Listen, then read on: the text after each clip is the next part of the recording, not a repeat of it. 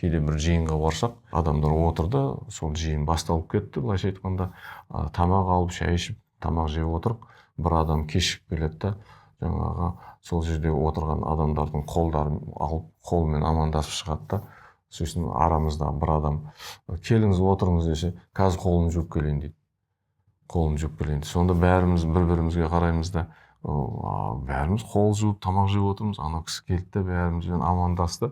Сөйтті де отыра қой, дастарханға отыр десе, қазір қолын жуып келейін дейді. Қолы таза емес болғаннан кейін жуатын шығар деп, біз күмәнданып қалдық, оның қолы не болды деген сияқты. Ондай болмау керек. Сол үшін әрине пайғамбарымыз саллаллаху алейхи вассалам айтқан, үйге келген қонаққа жол көрсет, оған қызмет жаса.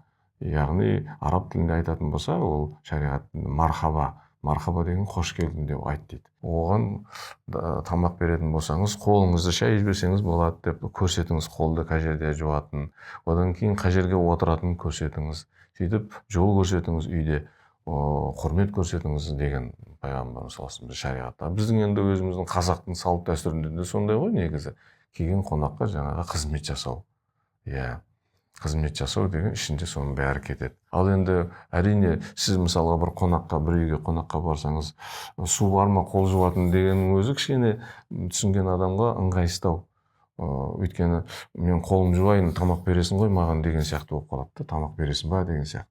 Сондықтан үйдің жаңа қожайыны, былайша айтқанда үйдің иесі, ол келген қонаққа сондай ол қызмет жасау керек, мархамет ету керек. Бұны әдеп ол.